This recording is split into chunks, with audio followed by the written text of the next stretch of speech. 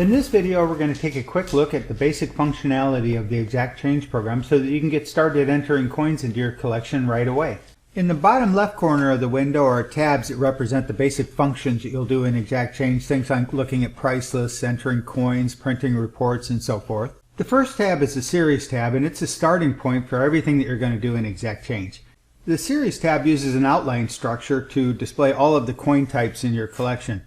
It starts with a list of countries. Right now we only have the United States listed, but with a few mouse clicks you can add any country in the world, and we'll get to that in just a little bit. If you click on the United States, it will drop down a list of all of the various denominations that the United States has ever issued.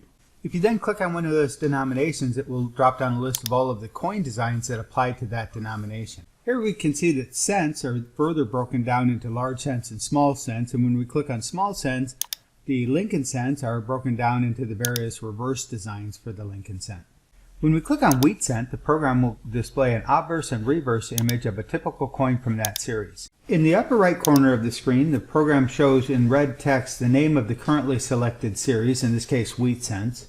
The series that's selected here will affect most of the other things that you'll do in Exact Change. For example, if we click on the tab that says pricing at the bottom left corner of the screen, we'll see the price list for wheat cents. If we went back and selected the series Buffalo Nickels, then when we went to the pricing tab, we would see pricing for Buffalo Nickels instead. That's a key point to understanding how to use the Exact Change program. Whatever series you select here affects all of the other processes. So, for example, the series that you select here will determine what type of coin it is that you're entering when you go to add a new coin to your collection. Or when you want to look at coins that are already in your collection, you select the series to begin with, and then when you go to the Coins tab, it will show you a list of coins of that type that you've already entered. Now that we've selected the series that we want to work with, let's click on the Coins tab in the bottom left corner of the window, and we'll see the Coins page where we enter coins or look at the coins that we've already entered into our collection. To add a new coin to your collection, click on the New button in the bottom left corner of the window. You can then select the year, mint, and variety from the drop-down box, select the grade, and fill in the various information about the coin that you're entering. Notice that the currently selected coin type is still displayed in red in the upper right corner of the window. The coin type that we have selected on the series page determines what type of coin it is that we're entering into the collection right now, and it determines what coins will be displayed in the table at the top of the coins page. A collection can contain any combination of coins or paper money from the United States or from anywhere in the world. Anytime that you want to switch from one coin type to another, all you have to do is click on the Series tab and select the coin type that you want to work with next. For example, let's say that we now want to add an Albanian lek to our collection. We would first return to the Series tab, and there we only have the United States listed right now, so the first thing we're going to want to do is add Albania to our collection. In the program's File menu, there's a menu option labeled Add Countries, which will bring up the Countries Explorer. In the Country Explorer, you can see a list of all the countries. You can scroll down through there and select any country you want. There's a tab for coins from each country, one for paper money from each country. There's also Exonomia, which is things like medals and tokens and that kind of thing. Fantasy issues or regions will allow you to add countries for an entire continent in one click, or for the entire world with one click. For now, we just wanted to add an Albanian lek to our collection, so we want to click on the Coins tab and select Albania, and then click on the button that says Add this location to your collection. You can see in the background there that it added Albania. We could add any number of countries at the same time. For now, we're just wanting to add Albania, so we'll go ahead and click the Close button to close the Countries Explorer. Unlike the United States, Albania is broken down into different political periods. So there's the kingdom, the Soviet period, and the current republic. The outline format of the Series tab allows us to drill down and specify exactly what type of Albanian lek it is that we're going to add to our collection. Once that's done, we can click on the Coins tab to go ahead and enter that coin into the collection. Because we already indicated the coin type, Exact Change knows exactly what year, mint, variety combinations it should list for this coin. For example, this coin was minted in 1947 and 1957, so those are the two options that show in the drop-down box for year, mint, and variety. If we wanted to enter one of each, we could start by entering the 1947 coin, and then the Clone button in the bottom left corner just makes a copy of that record so that we can change just whatever is different about the two coins. In this case, we would change the year, mint, and variety to 1957. The clone button is a really handy tool if you're entering a bunch of similar coins. For example, if you're going through a bag of wheat cents or a bag of junk silver. We now have two entries for this coin type, and we can switch back and forth between either of those entries by just clicking on one of the lines in the table at the top of the coins page. The line that's highlighted in blue will be reflected in the data fields at the bottom of the coins page. So we can click on a coin entry and see the details about that coin entry down at the bottom, and you can make whatever changes you want. So if you want to go back and edit a coin that you've already entered, you just highlight it on the table and then make whatever changes you want to in the boxes at the bottom of the coins page. Once you've added a coin to your collection, you can attach as many images of that coin as you want to that record in the collection. The Images tab is used to accomplish this. When you select the Images tab, the upper right corner will indicate the coin that is currently selected on the coins page.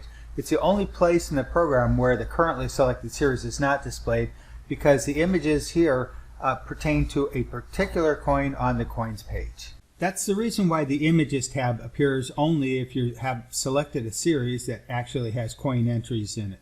If you select a series for which you haven't entered any coins yet, the Images tab doesn't show up because there is not a coin entry for it to attach to. To attach an image to a coin record, just click the Load Image button and then browse for the image file that contains the image that you want to attach to this coin record. Or you can click the Paste Image to paste a coin image that you copied from another program. If you paste the image, then you'll have to click the Save Image button to save the image to a file on your drive. Either loading or saving an image will make that connection between that image file and the currently selected coin on the coins page. When an image is attached to a coin record, we can then go back to the Coins tab, and you'll see that there's a camera icon on that coin entry indicating that there's one or more images attached to that coin entry. The Reports tab is used to view and print reports about the coins in your collection.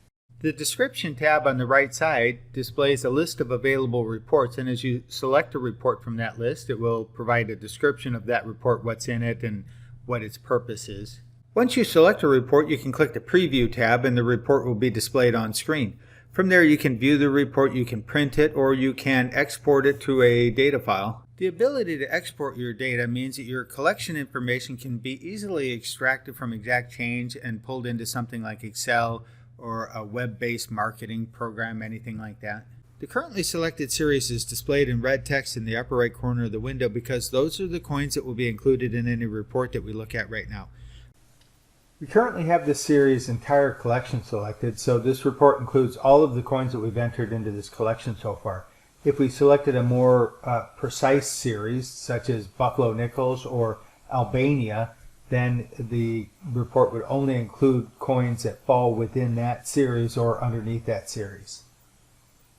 ExactChange includes a report editor which allows you to create your own reports or labels, or you can customize any of the reports that come with ExactChange. The report editor is beyond the scope of the Quick Start video, but for now it's enough to know that that functionality is there, and when you're more comfortable with using ExactChange, you might want to check the ExactChange website for more information about the report editor. The eBook tab can provide quick access to relevant numismatic literature. For example, many of the standard catalog of world coins published by Kraus Publications can be used with the eBook tab.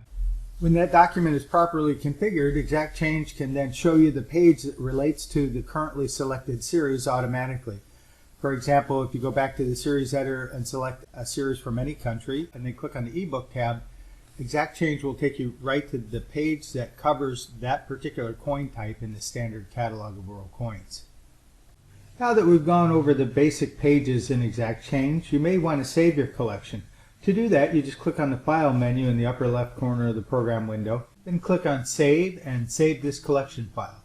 You can specify any name that you want for the collection file, and you can have as many collection files as you want, so you can have different collection files for different purposes or for different family members. The next time that you start ExactChange, it will ask you to select the collection file that you want to edit, and it will default to the collection file that we just saved, the most recently used file. If we open the collection file that we just saved, then it will bring us right back to where we were at the time that we saved that file, so that you can continue editing the collection file that you were working with on another day. When we select a series on the series page, it shows the obverse and reverse image, but you may not be seeing those images yet if you just installed ExactChange because they first have to be downloaded one time. To do that, click on Check for Updates in the program's Tools menu, and there you select Check for Image Updates.